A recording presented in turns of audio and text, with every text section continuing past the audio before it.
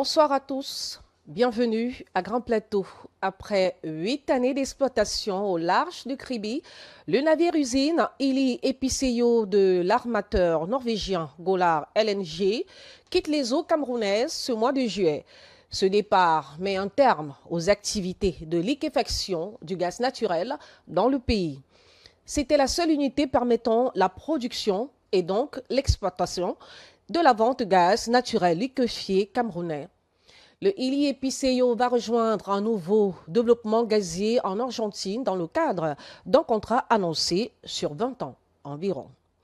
Le bateau-usine s'en va avec son expertise, sa technologie et son personnel, puisque du côté camerounais, rien n'a été anticipé pour qu'il y ait un remplaçant national avant son départ. Cet arrêt majeur aura probablement des conséquences aussi lourdes sur le plan économique que financier. Les revenus du gaz représentaient près de la moitié des recettes de la Société nationale des hydrocarbures, la CNH, soit entre 250 et 300 milliards de francs CFA, selon certains économistes. Ainsi, l'on s'interroge, pourquoi un tel départ? Le gouvernement camerounais était-il conscient des enjeux économiques et industriels que soulève la fin de contrat avec ce navire-usine sur le plan national, voire international? Si oui, pourquoi aucune initiative n'a été prise en amont pour s'assurer de son remplaçant, mieux pour réindustrialiser le secteur afin de ne pas se retrouver dépendant? Doit-on s'attendre à une pénurie? Autant de questions. L'économiste Edmond Kuaté sera notre invité ce soir pour l'éclairage et des éléments de réponse à nos interrogations. À présent, place au journal.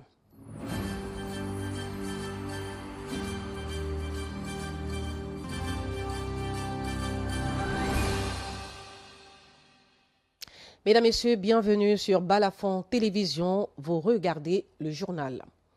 200 agents de la mairie de la ville débarquent à la commune d'arrondissement de Douala 5e et tentent de sceller un espace de loisirs. Une situation qui a failli perturber gravement l'ordre public. Le sous-préfet de Douala 5e, Clétus Agnuafor, a dû débloquer les scellés sur ce site dont la propriété reste querellée entre la communauté urbaine de Douala et la commune d'arrondissement de Douala 5e. Il faut noter que c'est le énième incident à Douala 5e qui oppose le maire du dit arrondissement et la communauté urbaine de Douala. Emmanuel Coco et Loïc Tega reviennent sur cette guerre permanente entre la communauté urbaine et la commune de Douala 5e. L'arrondissement de Douala 5e a frôlé un grave trouble à l'ordre public. Au cœur de cette situation conflictuelle, un site querellé, Sawaland. Le maire Kiari Jacob, qui a su l'intérim, revient sur ce énième conflit entre la mairie de la ville et la commune d'arrondissement de Douala 5e. Nous sommes donc surpris pendant que nous allons à Bonandio pour le débriefing. Je suis dans le même véhicule avec le sous-préfet. Il est donc interpellé, le sous-préfet, pour dire que c'est grave. Il risque d'avoir mort d'homme du côté de Sawalan. Qu'est-ce qui se passe? La communauté urbaine a à sa tête un responsable avec 200 éléments en train de taper sur tous ses collaborateurs qui sont justement en train de fabriquer des pavés. Ce site, Sawaland, à Douala 5e, est adossé sur une histoire. Il se trouve donc que là où nous sommes actuellement, il y a Xma, à travers le recteur Ngamoué, paix à son âme, explique donc à l'honorable Maman Founi que cet espace l'appartenait.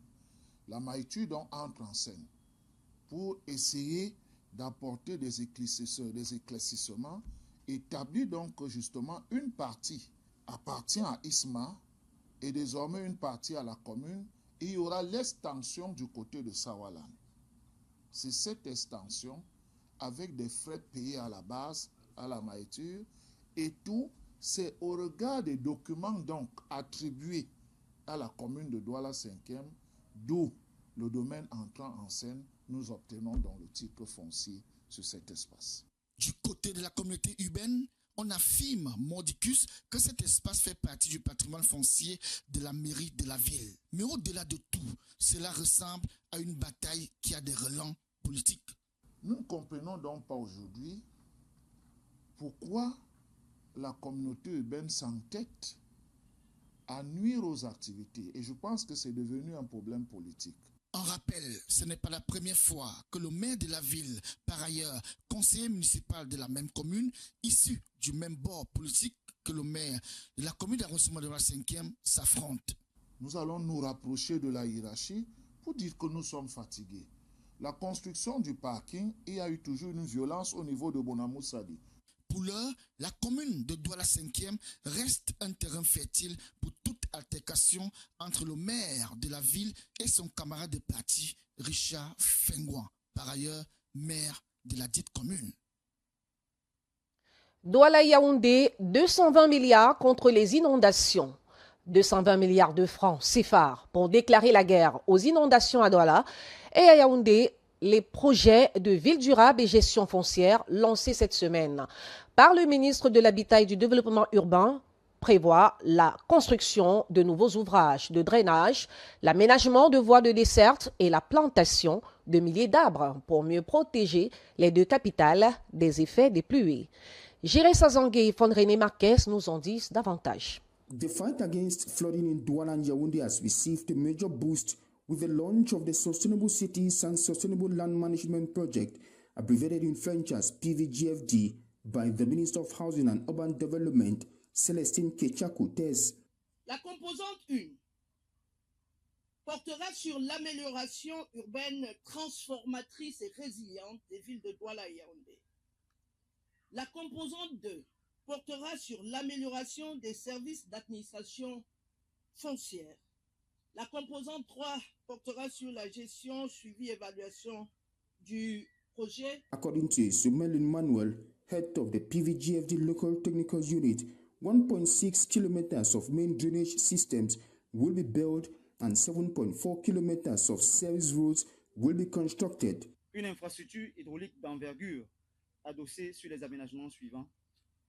2,6 km de drains structurants, 7,4 km de voies de service, 13 000 arbres à planter, plusieurs équipements urbains divers, toilettes mobiles, passerelles, bancs publics, aires de détente, garde-corps et balises, pour un délai d'exécution de 14 mois. Tout ceci pour un coût de travaux de 7 881 372 934 francs CFA. For the economic capital, the Douala 3 and 5 subdivisions had areas targeted for the project, which will last 14 months. Les travaux que nous lançons concernent près de 2,6 km d'ouvrages de drainage non achevés au PDVR, y compris les voies de service, les passerelles et les équipements urbains dans les arrondissements de Douala 3 et 5. En sus de ces travaux qui démarrent officiellement ce jour, il y a également prévu la construction de 10 km de drains structurants repartis sur les bassins versants de Tongo-Bassa et notamment dans les sous-bassins Kondi et de Bobongo. Deux zones particulièrement exposées aux inondations récurrentes. Over 120 billion CFA funds have been set aside for the project in Douala and more than 100 billion francs CFA for Yaoundé. The project is partly financed by the World Bank and the government of Cameroon. Nyon Ikele, le pont de l'espoir presque achevé. Le Nyon ne sera bientôt plus une barrière pour les populations de Malombo. Après des années d'enclavement et de traversées à risque dans cette partie de la région du centre, le pont de 160 mètres construit sur le fleuve approche de son achèvement. En visite sur le site, le ministre des Travaux publics, Emmanuel Nganou-Djoumessi, a instruit l'accélération des derniers aménagements avant sa mise en service. Le reportage de Sébastien Oyébé. Pendant des décennies, traverser le fleuve Nyon à Malombo relevait parfois de l'exploit. L'absence d'un pont sécurisé compliquait les déplacements des populations et freinait l'évacuation des productions agricoles vers les marchés. Parce que c'est comme si ce canton venait aujourd'hui de recevoir une nouvelle indépendance, une indépendance économique. Parce que ce pont c'est venu résoudre le problème des noyades. Et aussi maintenant, le canton Longueuil a un fort potentiel agricole. Ce pont va stimuler la production agricole, ça va booster, ça va ouvrir le canton Longueuil aux autres arrondissements, aux autres départements de l'océan, la Mefou à Konon, le Nyongeso.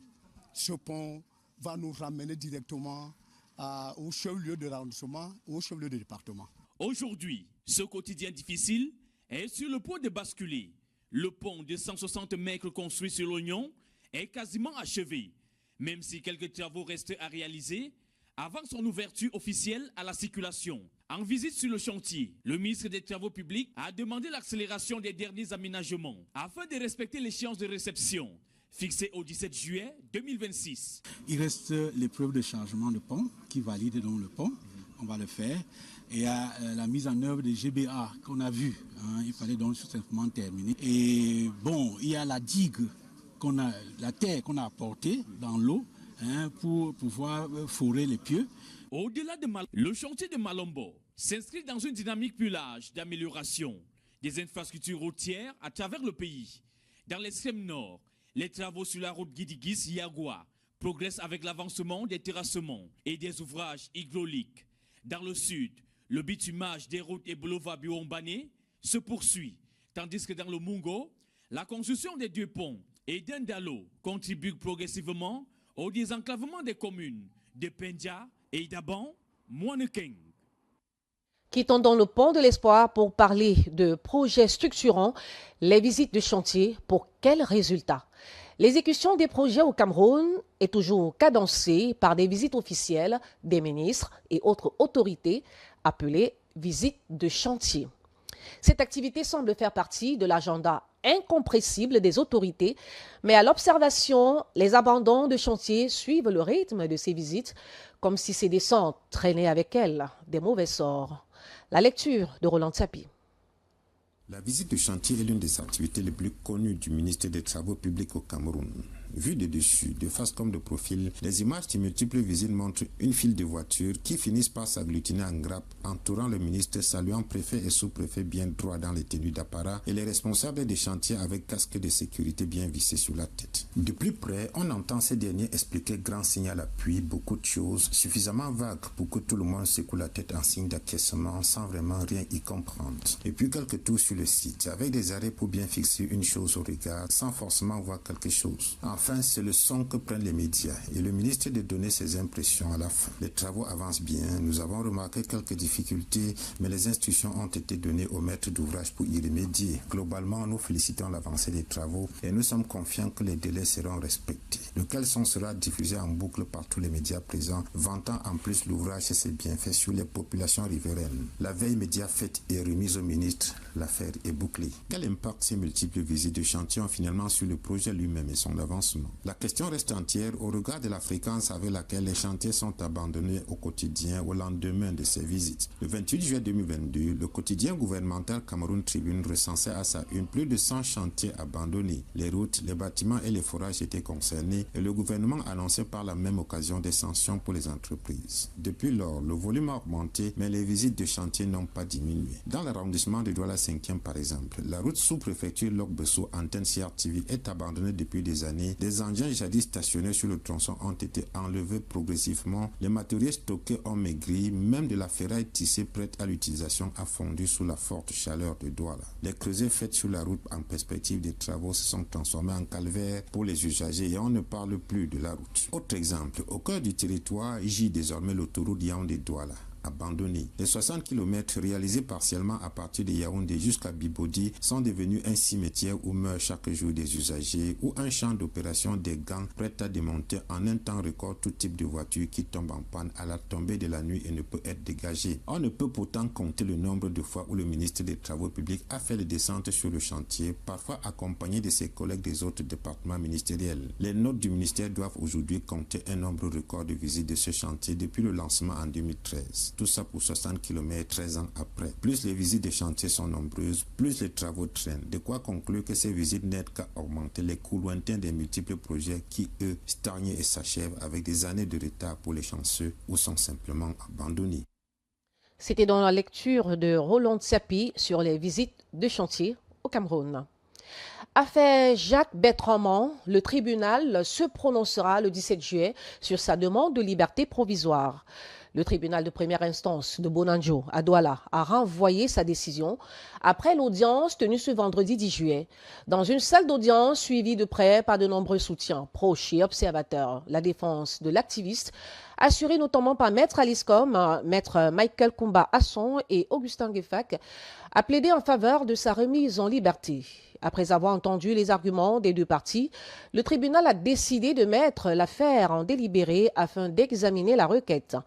En attendant la décision attendue le 17 juillet, Jacques Bertrand reste détenu à la prison centrale de Nouvelle. Le tribunal ne se prononcera à cette date que sur la question de la liberté provisoire. L'examen des faits qui lui sont reprochés interviendra ultérieurement. Eh bien, rendons-nous dans la région de l'Ouest. Bafoussam, le PCRN bat le rappel des troupes.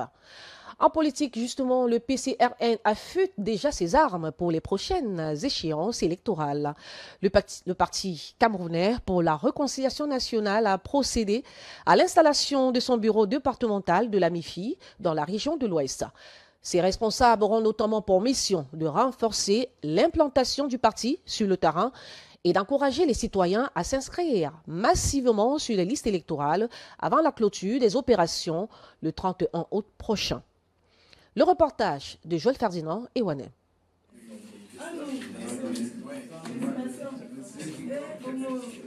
13 responsables au total composent désormais le bureau départemental du PCRN dans la MIFI. Ils ont été installés par Jean-Louis Batoum, secrétaire national chargé de l'organisation et des ressources humaines du parti, avec pour mission de renforcer l'implantation du PCRN dans le département à l'approche des prochaines échéances électorales. Le bureau doit se mettre au travail, ratisser l'âge, se rassurer que tous les MIFiens possèdent une carte d'électeur, se rassurer également que tous les MIFiens ont lu le projet de société du PCRN de l'honorable Cabral Libi. Se rassurer également que la plupart des MIFiens peuvent constituer des listes en vue des élections législatives et municipales. Pour les nouveaux responsables, cette installation marque le début d'une nouvelle phase d'organisation et de structuration du parti dans le département. Le travail ne commence pas aujourd'hui.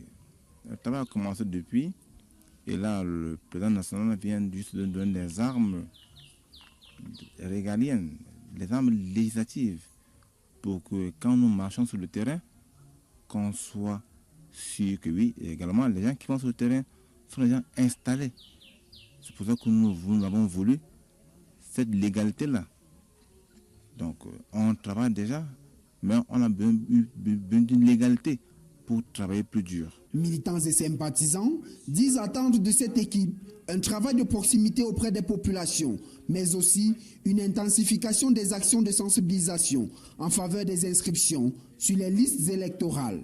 Désormais, la MIFI doit faire avec le PCRN. Nous avons les échéances électorales qui arrivent locales. Nous allons conquérir, nous allons aller à l'assaut des différentes mairies de la MIFI, c'est-à-dire Bafoussam 1er, 2e et 3e, et voire même les députations. Désormais en fonction, le nouveau bureau départemental est appelé à traduire ses ambitions en résultats sur le terrain politique et électoral.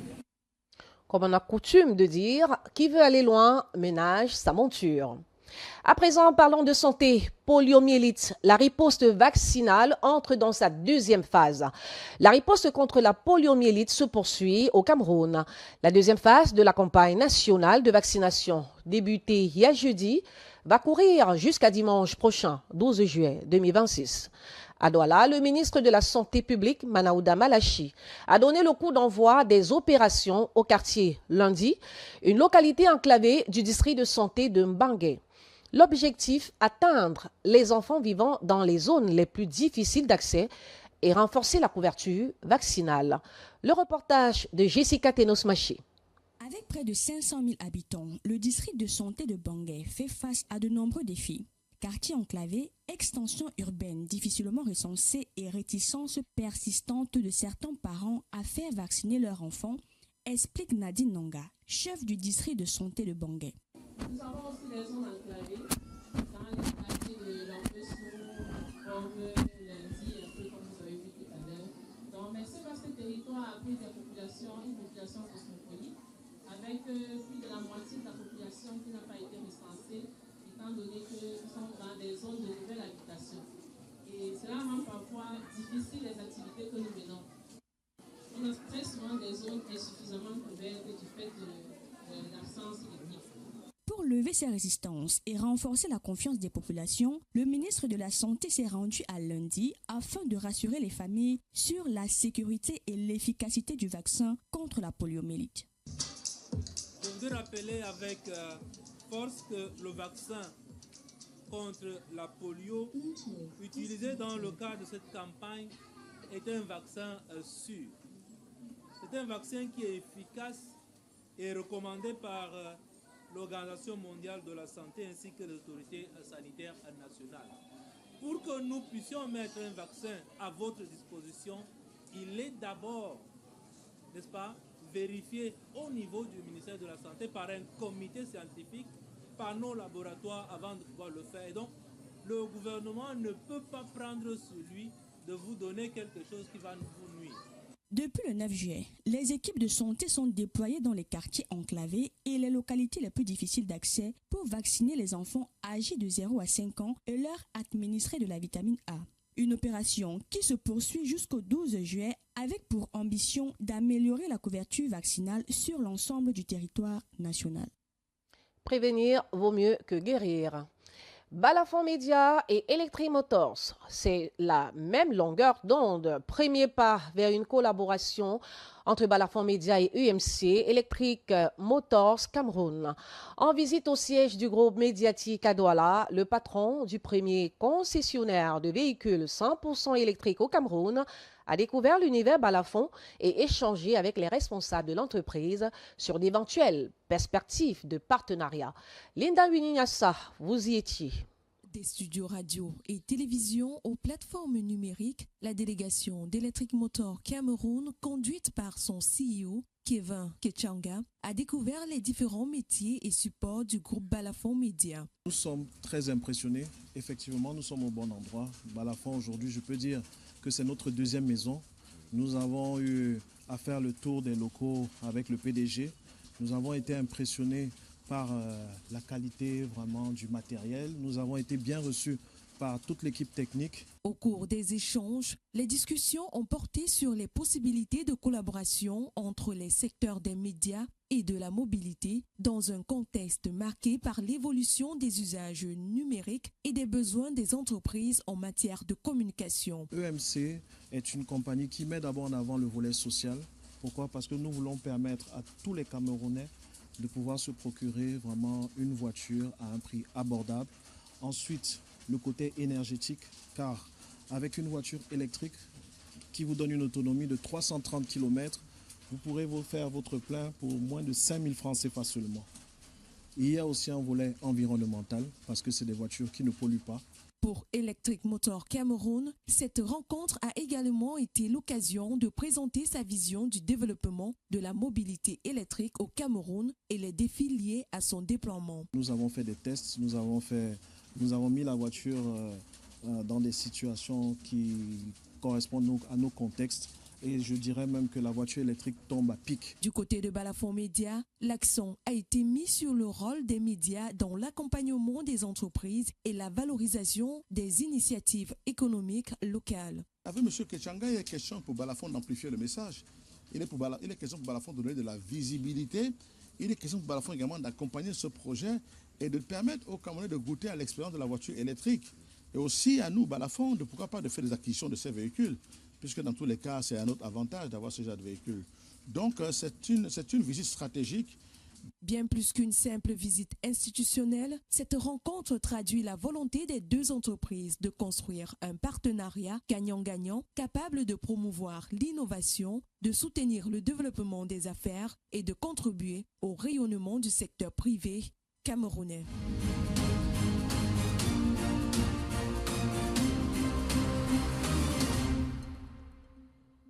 Voilà, nous sommes dans le cadre du Grand Plateau ce soir.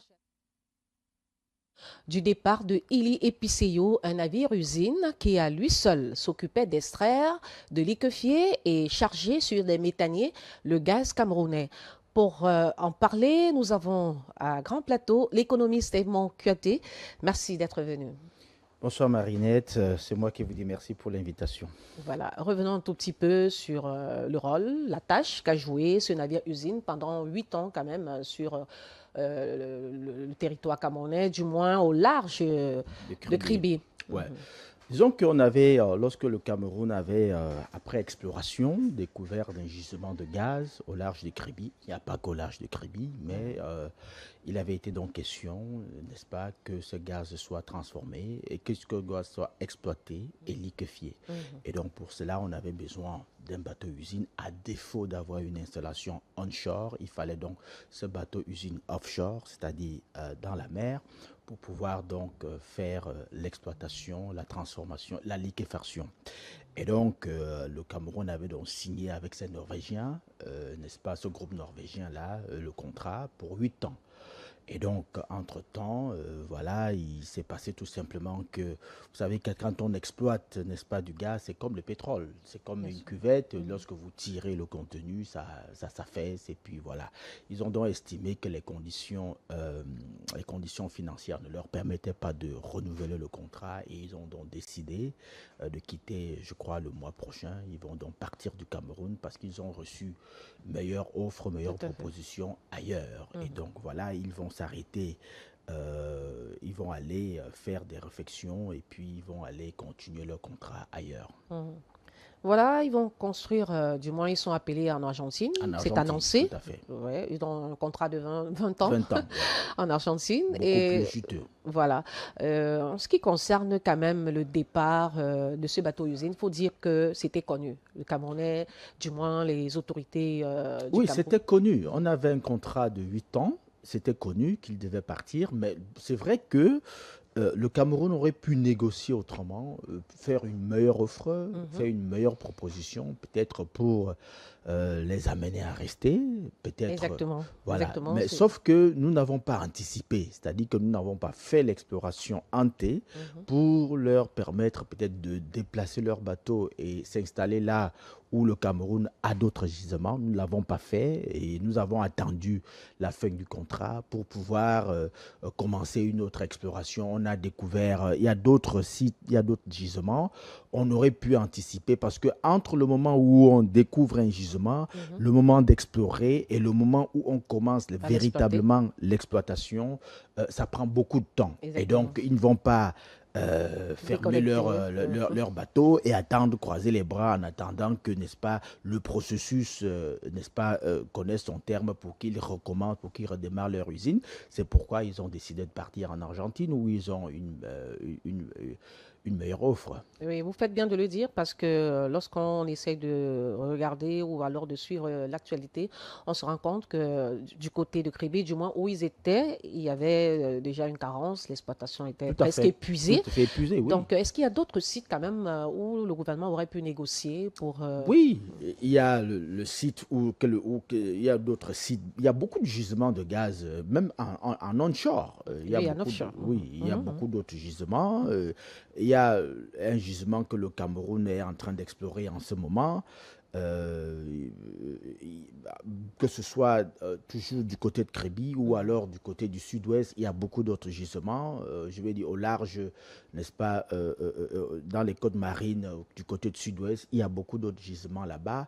Le seul problème, c'est qu'il faut savoir anticiper. Et je crois que c'est l'un des tendons d'Achille du Cameroun. On n'anticipe pas, on attend que les choses nous tombent dessus et puis on commence à crier parce qu'il faut le dire, ça va quand même nous faire beaucoup de mal.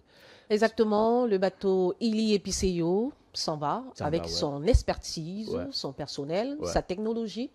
Tout de manière, j'ai envie de dire, totale, c'est-à-dire que c'est tout qui s'en va. Et le Cameroun, vous l'avez dit, n'a pris aucune initiative. Qu'est-ce qui justifie quand même qu'après 8 années d'exploitation, environ, j'ai envie de citer le montant que le Cameroun gagnait derrière cette exploitation, 250 voire 300 milliards de francs CFA par an. Qu'est-ce qui explique que le Cameroun n'ait pas anticipé sur ce départ pour ne serait-ce qu'avoir son remplaçant ou alors créer un secteur industriel qui pouvait permettre de continuer le traitement du gaz au Cameroun de manière nationale? Alors, ça fait partie des tares et des avatars inhérentes à notre management. C'est-à-dire qu'on ne comprend pas pourquoi on n'a pas, n'est-ce pas, l'esprit d'anticipation, pourquoi est-ce qu'on n'est pas proactif et pourquoi est-ce qu'on laisse les choses nous tomber dessus. Quand vous posez cette question, ça m'amène à regarder un peu, à avoir un regard holistique sur, n'est-ce pas, nos exploitations, je vais dire, minières, et surtout dans le secteur des hydrocarbures. Si vous prenez la loi de finances 2023, 2022, vous allez vous rendre compte que le Cameroun, en termes d'attente de revenus pétroliers, on était entre 850 et 900 milliards du pétrole.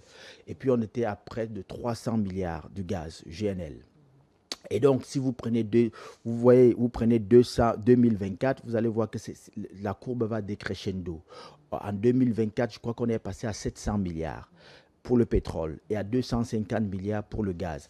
Ça veut dire quoi? Ça veut dire qu'il y a une chute de la production. C'est-à-dire qu'entre 2020 et 2025, en termes de pétrole, le Cameroun est passé de 150 000 barils. Aujourd'hui, je crois qu'on est à moins de 50 000 barils le jour.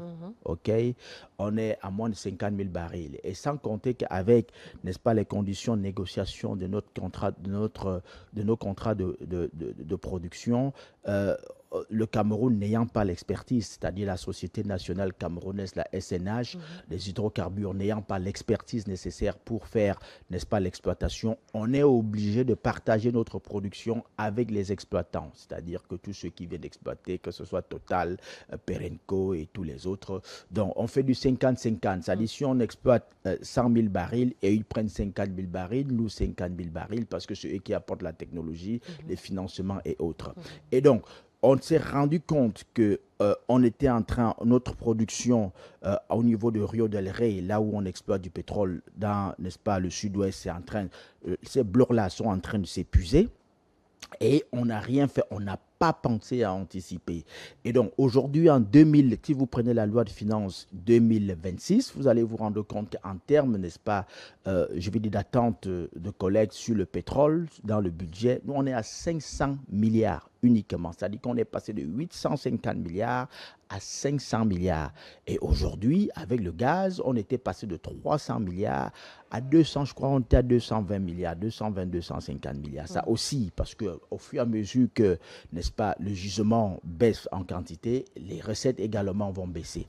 Et donc, on ne peut pas comprendre comment, à partir de 2022, on se rend compte que le Rio del Rey est en train de s'épuiser quantitativement et on n'anticipe pas pour exploiter, n'est-ce pas, aller explorer d'autres blocs pétroliers pour pouvoir maintenir le niveau de production. On est passé de 150 000 barils jour, aujourd'hui on est à moins de 50 000 barils jour. C'est un problème au Cameroun, c'est un problème d'orientation stratégique et de planification stratégique au Cameroun. Parce que si vous vous rendez compte qu'aujourd'hui, en termes de pétrole, n'est-ce pas, d'attente sur les revenus de pétrole, on passe de 850 milliards à 500 milliards et l'année en 2027, on risque de descendre à moins de 500 milliards et le gaz, lui, il est complètement fini, c'est terminé.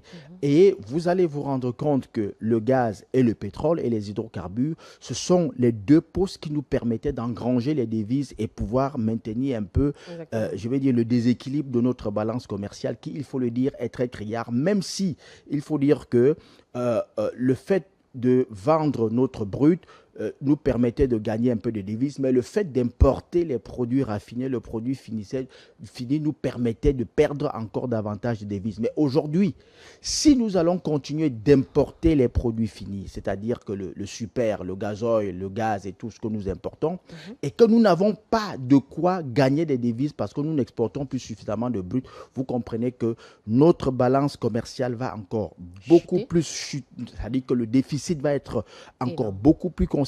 Or, pétrole inclus, en termes de déficit, nous sommes à près de 3 500 milliards. Et si aujourd'hui on perd le pétrole, je ne sais pas ce qui nous reste. On ne sait pas ce qui nous reste et justement, en ce qui concerne les probables conséquences, est-ce qu'on doit craindre une pénurie ou alors une hausse encore des prix de gaz, de pétrole? Alors, le bateau usine faisait du GPL. qui permettait, je crois que c'était environ 30 millions de mètres cubes de GPL qu'ils produisaient. Aujourd'hui, avec leur départ, ça veut dire qu'on va totalement importer. Totalement, tout importé, c'est un problème. Ça, c'est une des conséquences que nous allons avoir. Et voilà, l'autre conséquence, comme je l'ai dit, il faut savoir que on va continuer de dépendre du marché international avec tous ces caprices, avec tout ce que cela comporte, les chocs exogènes qu'il y a tous les jours. Vous avez constaté que lors de le monde géopolitique, il est très perturbé, il n'est jamais stable.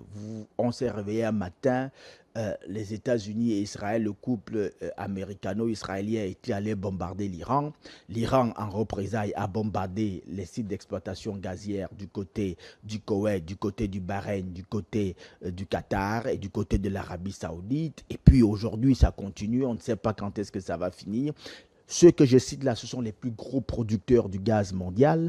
Et donc, aujourd'hui, l'une des conséquences de cette guerre-là également, c'est que le détroit d'Ormuz, par où transite 20% du pétrole mondial et par où passent les grands méthaniers du monde également, c'est bloqué, ça fait problème. Il y a toujours, n'est-ce pas, cette espèce de je t'aime moi non plus entre l'Iran et les États-Unis par rapport au fonctionnement du détroit d'Ormuz. On ne sait pas jusqu'où ça va finir.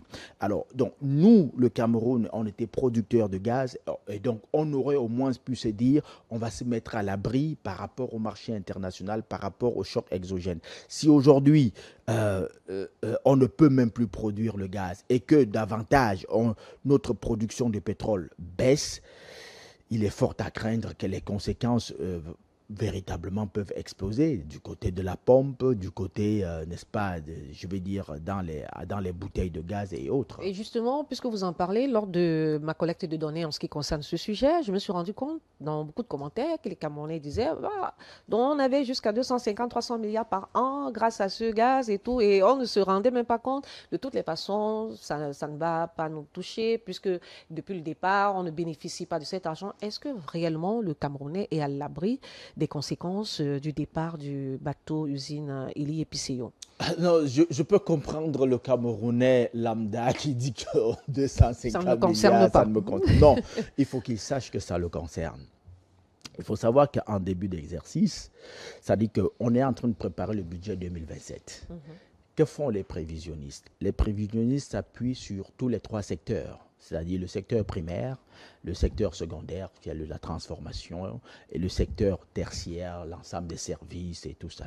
Ils s'appuient sur ça pour faire leurs prévisions de collecte, c'est-à-dire que des recettes de l'État, parce que le budget de l'État, c'est recettes et dépenses. Et donc, il faut avoir des recettes pour pouvoir dépenser. Donc, l'État, les prévisionnistes, n'est-ce pas, du ministère des Finances, en ce moment, sont en train de regarder dans le secteur primaire qu'est-ce qu'on produit et qu'est-ce que l'État peut prélever. Dans le secteur secondaire, quelles sont les industries qui produisent et donc qu'est-ce que l'État peut prélever. Et c'est pour ça que on disait on peut attendre de là-bas 250-300 milliards. Tout à fait. Et donc, c'est ce qui permet à l'État de finalement dire cette année, mon budget va être de 8 000 milliards parce qu'il compte sur les 300 milliards. Et donc, vous voyez que s'il perd cette poche-là, je vous ai dit que son budget en termes de pétrole est passé de 850 milliards à 500 milliards. Et il est fort à craindre que l'année prochaine, avec la baisse de production, les 500 milliards, même qu'on ne les ait pas. Ça veut dire que ça fait des pertes de recettes pour l'État. Et lorsque l'État perd en recettes, ça veut dire à récupérer. Non. En termes d'engagement, il va plus prendre des engagements. Parce que comprenez par exemple que lorsque l'État définit un budget comme celui de 2026, nous sommes en exercice 2026, où il était à 8 300 milliards, en termes de recettes propres, c'est-à-dire en comptant sur les impôts, la douane, le pétrole, le gaz, il était à 5 300 milliards. Dans les 5 300 milliards, il faut bien comprendre qu'il y avait les 250 milliards, n'est-ce pas, de gaz. Ça veut dire que l'année prochaine, il ne va plus mettre les 250 milliards de gaz dans les 5 300 milliards de fonds propres. Il ne va plus les mettre, il ne va plus les compter parce que ça n'existe plus. Et moins il a des recettes, moins il va s'engager en termes de dépenses. Et donc, la conséquence, c'est que même le peu, je sais que les gens vont me dire que même quand c'est 10 000 milliards, même quand c'est 8 000 milliards, même quand c'est 5 000 milliards, on ne voit pas ce que l'État en fait. C'est ce que les gens vont me dire. Je mets tout ça de côté pour dire que si ça fonctionnait normalement, c'est des planifications en termes de dépenses que l'État comptait, sur lesquels l'État comptait, n'est-ce pas, pour pouvoir engager son budget. Et donc, si les 250 milliards n'existent pas, il ne va pas planifier les dépenses parce qu'il n'y aura pas de recettes. Et donc, nous allons ressentir cela parce que c'est une route que l'État va dire « Ah non, je ne pourrai plus construire la route parce que les 250 milliards vont me faire défaut. » C'est une école, c'est un hôpital, c'est une infrastructure collective dans tous les cas. C'est un investissement qui va souffrir un peu parce que, bon, l'État va se dire je n'aurai pas d'argent. Et il faut très bien comprendre qu'en matière budgétaire, il y a ce qu'on appelle les axes prioritaires. Le premier axe prioritaire en ce moment au Cameroun, et ça, tu sais que tous les Camerounais le ressentent, le premier axe prioritaire, c'est quoi? Ce sont les engagements vis-à-vis des partenaires multilatéraux et bilatéraux, ce que vous appelez généralement le service de la dette. Et donc, l'État, aujourd'hui, le premier poste budgétaire, le premier poste financier de l'État aujourd'hui, ce sont les engagements, n'est-ce pas, vis-à-vis des partenaires multilatéraux et bilatéraux. Donc, quand l'État reçoit l'argent, il doit d'abord payer ses engagements, c'est-à-dire sa dette, que ce soit les intérêts, ce que vous appelez, n'est-ce pas, le service de la dette, ou alors la prise en charge du capital. Il doit payer et il compte sur cet argent pour payer. Et s'il n'y a pas, même le peu qu'il venait de la douane et des impôts pour qu'il puisse investir pour réfectionner une route, faire un peu ceci, il ne pourra plus le faire. Moins il aura de l'argent, plus le peu qui entre, il va mettre cela au service de la dette parce qu'il faut le dire, c'est aujourd'hui devenu quand même un peu assez costaud pour nous, notre dette. Donc voilà un peu, il ne faut jamais dire qu'on ne ressentait pas les effets, ça ne nous concerne pas, non, ça nous concerne au premier chef. Voilà, ça veut dire que l'heure est grave et s'il fallait rattraper le tir, qu'est-ce qui reste encore actuellement au gouvernement camerounais pour espérer quand même ne pas subir toutes les conséquences économiques, du moins industrielles, que cela implique, du moins que le départ du bateau-usine implique? Est-ce qu'il y a encore une solution, un espoir? Dans le court terme, il n'y a absolument rien à faire. Ayons la froideur et la lucidité de le dire. Dans le court terme, il n'y a rien à faire. Je vais dire, l'exploitation gazière et pétrolière, ce n'est pas comme, n'est-ce pas, la fabrication des pains dans une boulangerie où on peut se dire, écoutez, à défaut de la farine de blé, on peut essayer avec la farine de patate ou de manioc. Bon, peut-être bon goût, mauvais goût, on va quand même servir, les gens pourront manger par défaut. Mais il ne s'agit pas de ça. Ici, on est dans une industrie assez complexe où il y a un ensemble de tâches à faire. C'est-à-dire entre le moment où vous dites j'ai un gisement là-bas, il faut aller explorer, il faut aller déterminer le taux de gisement et déterminer la technologie appropriée. Parce que suivant qu'on soit en onshore ou en offshore, la technologie n'est pas la même. Et parfois même en offshore, vous avez des challenges suivant, n'est-ce pas, le placement, le positionnement de votre gisement. Vous pouvez avoir des complexités de technologie telles que vous n'allez pas trouver le premier venu qui accepte de venir, n'est-ce pas, s'investir pour pouvoir faire l'exploitation. Et donc, il y a beaucoup à faire pour qu'on ait encore un autre bateau-usine au Cameroun pour pouvoir, n'est-ce pas, exploiter un autre gisement. Il faut compter entre 5 et 8 ans minimum. Voilà. Alors, j'ai appris que le Cameroun comptait, dans le court terme, pouvoir signer un contrat avec 2 partenaires étrangers, la SNH, je crois, qui rassure de pouvoir trouver d'autres partenaires. Ça, je ne compte pas là-dessus. On nous a fait comprendre parce que la Guinée équatoriale a, n'est-ce pas, des installations de liquéfaction. Et donc, la solution toute trouvée dans le court terme, c'était de pouvoir orienter notre gaz vers la Guinée équatoriale aux fins de liquéfaction. Non Non, je dis, c'est une très mauvaise solution. Il faut éviter cela. Sinon?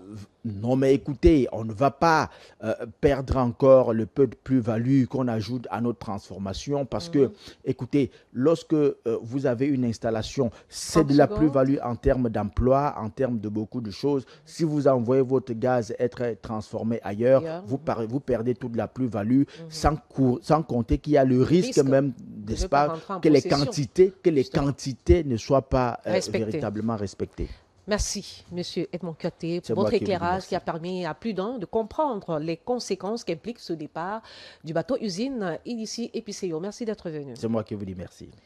Merci également à vous, chers téléspectateurs, d'avoir suivi. Dans les régions du nord et de l'extrême nord du Cameroun, des milliers de familles voient leur vie transformée grâce au projet Les Puits de l'Espoir, porté par BGFI Banque Cameroun.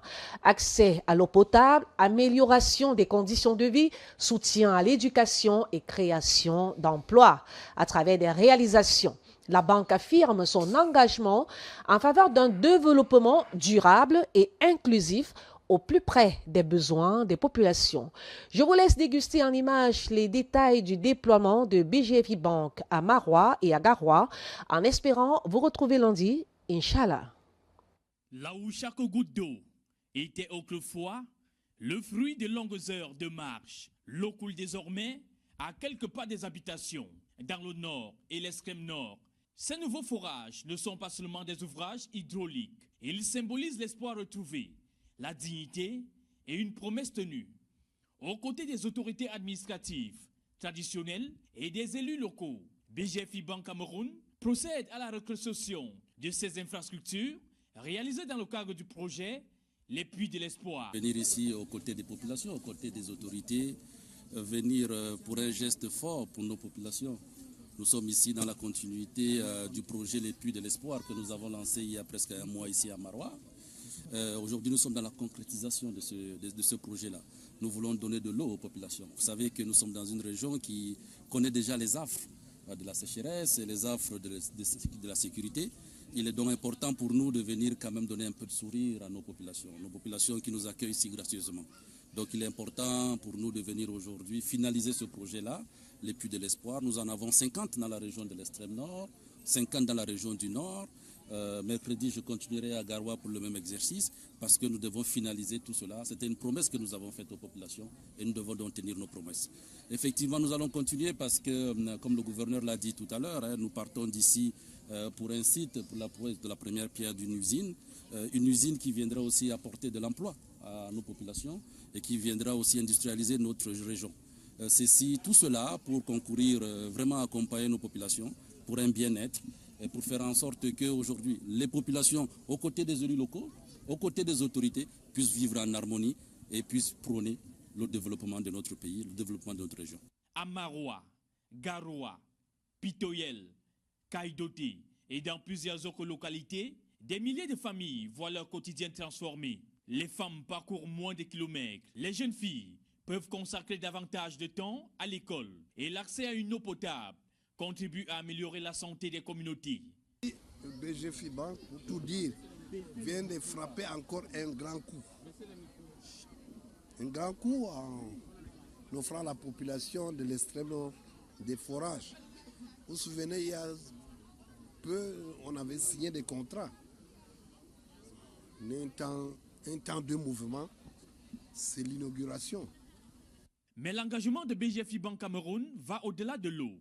À Maroua, la banque accompagne également la construction d'une usine de transformation d'arachide destinée à créer des emplois, valoriser la production locale et soutenir l'industrialisation de la région. Je voudrais, au nom de toutes les populations de la ville de Maroua, sans exception aucune, exprimer ici et maintenant tous nos remerciements à monsieur le directeur général de BGFI Bank, qui est une élite dynamique, qui est une élite auprès des populations. Sa proximité avec les populations à la base confirme la vision qui est la sienne. Et il n'a pas que fait le forage à Maroua 1er, c'est l'occasion de rappeler encore qu'il a eu à réhabiliter tout un établissement d'enseignement secondaire qui est dans le lycée de Mayo, aujourd'hui qui fait la fierté de notre arrondissement. Quelques mois plus tôt, Le lycée bilingue de Maroua Domayo retrouvait lui aussi un nouveau visage grâce à une importante réhabilitation, offrant aux élèves un cadre d'apprentissage moderne et plus serein. BGFI dans tout ça est à l'origine de ça. Voyez-vous, vous avez visité la salle informatique et vous savez que nous sommes à l'heure de l'IA, à l'heure de la digitalisation. Et la BGFI nous a donné 30 ordinateurs. Et ces salles que vous avez vues rénovées. À travers ces réalisations, BGFI Banque Cameroun confirme sa volonté d'accompagner durablement le développement humain en investissant dans l'eau, l'éducation, l'emploi et l'avenir des populations du Nord et de l'extrême Nord.